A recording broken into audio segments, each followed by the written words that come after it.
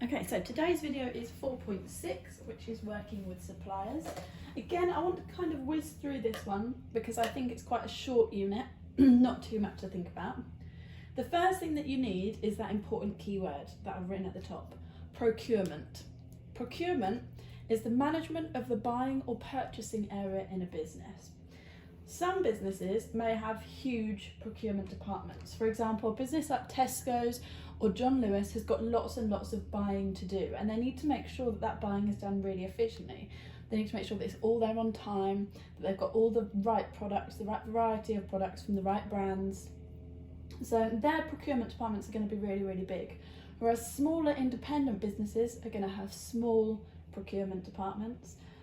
Businesses that aren't retail are probably going to have small procurement departments, but they're still going to need somebody to be managing procurement because it's right down to things like pens and paper for office staff, toilet roll for staff, toilets, tea, coffee, sugar, all of those sorts of things. Somebody needs to be in charge of managing that. So, first thing we need to talk about is the role of procurement.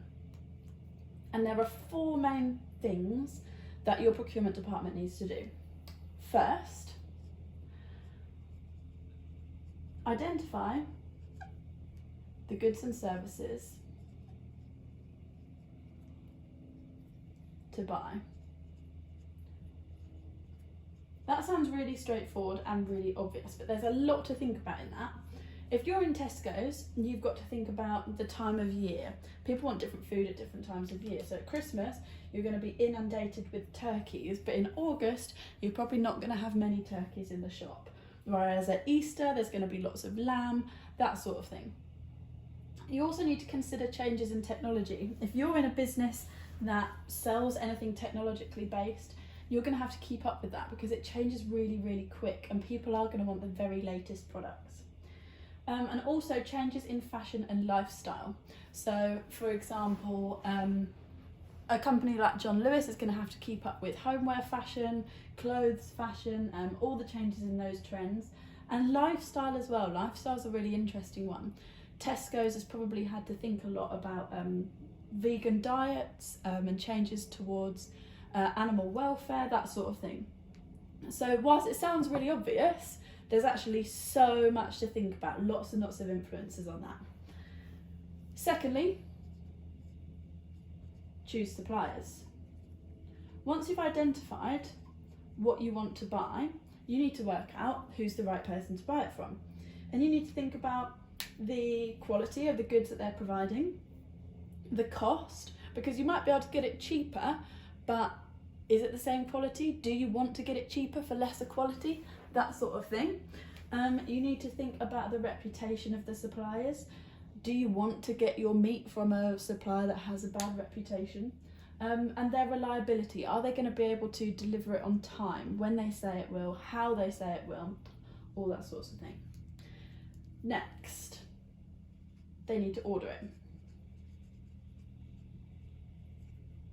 And like I said before, not only is that the obvious, ordering their own products, but it's also making sure that they're on top of the little things, right down to paper and pens, loo roll, tea, coffee, sugar, anything like that.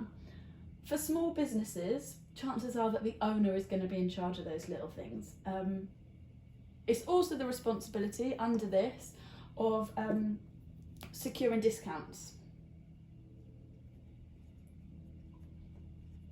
and haggling. If you're ordering in bulk, you've got the opportunity to say to somebody, well, hang on a minute, I'm ordering this on a massive scale, surely you can give me a better price. So this is the point where you negotiate a bit. And lastly, you need to receive those deliveries. Which sounds obvious again, but you need to make sure that you've got the staff who can take the deliveries on. So if you've got a delivery coming in the middle of the night, you need to make sure that you've got night shift staff to take it in, unpack it, sort it, shelve it. And you need to make sure that you've got the appropriate storage, whether that is a big unit to store everything in that's well organised and well shelved, or whether you need refrigerated units, that sort of thing. In terms of all of this, all of these decisions that you have to make are affected by a series of things, 5 things that your exam board wants you to think about. Firstly, time. I'm going to underline this because for some businesses it is really, really important.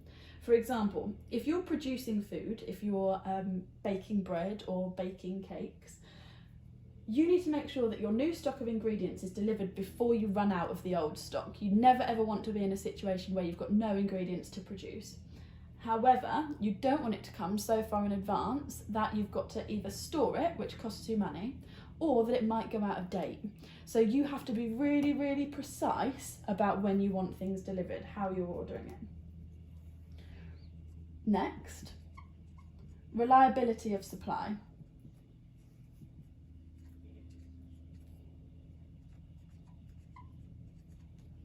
You need to make sure that your supplier can deliver the goods that they say they will, when they say they will, basically. Your customer will see downfalls as a reflection on you, not your suppliers. So if they turn up at your shop intending to buy potatoes and you haven't got any potatoes, even if it's not your fault, even if it's your supplier's fault, that customer isn't going to care about your supplier. They're going to blame it immediately on you. So you need to make sure that you've chosen the right supplier who is reliable, because otherwise your customers are going to blame you. Thirdly, length of supply chain. We've talked about supply chains before, but basically it's the movement of the goods from production to retail. So it might be, let me get a different coloured pen, it might be that you've got manufacturer, and then you've got wholesaler,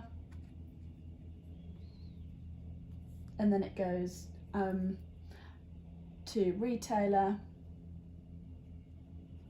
and then it goes to customer.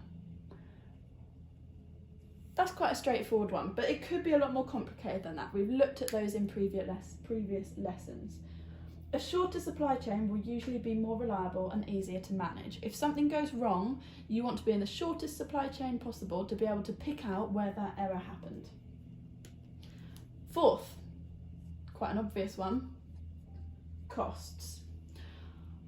Obviously, lower costs are desirable. The aim of most businesses is to minimise their costs and maximise their profits. However, you have to balance that decision against other considerations. For example, is it worth paying more to have a reliable supplier?